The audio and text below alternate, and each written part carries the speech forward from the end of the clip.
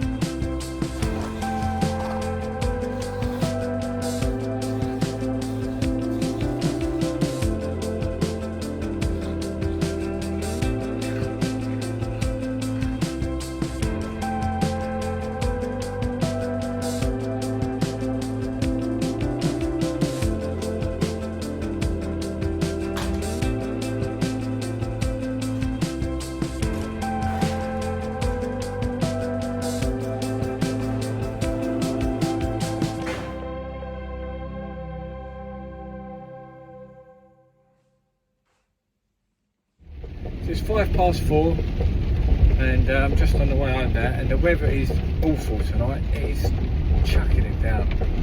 In our London town, it's very grim, and I would imagine that means the M11 is going to be slow and horrible, a bit like me. Yeah, good progress made in there today. Again, didn't film too much because it's just the same old thing really, and I just need to steam into it and get it done really. I can't spend too much time filming. So last day in there tomorrow. So next week should be quite a lot of decorating and hopefully quite a bit of spraying. So if any of you watched the video where I bought the air barrel sprayer from Screwfix, the 160 odd pound sprayer, I only gave it a little test, but it worked well. I was quite pleased with it.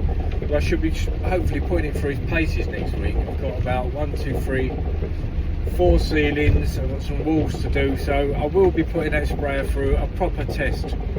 So we'll see if a £167 air bow sprayer can do exactly the same as what a £1,200 Graco sprayer can do.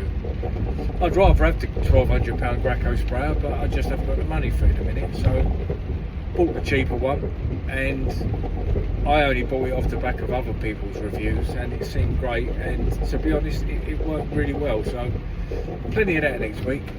A good contrast from plastering, so a bit more clean at work, not so heavy, not so knackering. It's nice to go between the two. That's what I like to do. I like to do a load of plastering, then a load of decorating. I wouldn't want to do either all day, every day. I'd get too bored of one or the other. So that's why I like to flit in between the two, really. And it gives my body a bit of a break. I mean, that is hard going in there for me. You know, I'm not saying I'm an old man, but I'm not a spring chicken. So it's hard work in there for me. But it's all good, fitness. So anyway, I won't keep on whinging about it, but I'm going to drive home. I'm going to turn off now because it's horrible. I'm going to get the heat blowing and come to travel this road. So I'll see you all tomorrow for the last day there, really. So thanks for sticking with me if you're still with me on that job. I know it's very, very same as the day previous, but I would imagine some people like to see the end of the job. I know I do when I watch other people's videos. I like to watch it till the job's finished, really. Even if I just flick through, just see it done. It's just, I don't know, satisfaction thing, I suppose. But anyway, so I'll show you it all done tomorrow, all cleaned up, all the stuff put away. So have a good evening all, and see you tomorrow.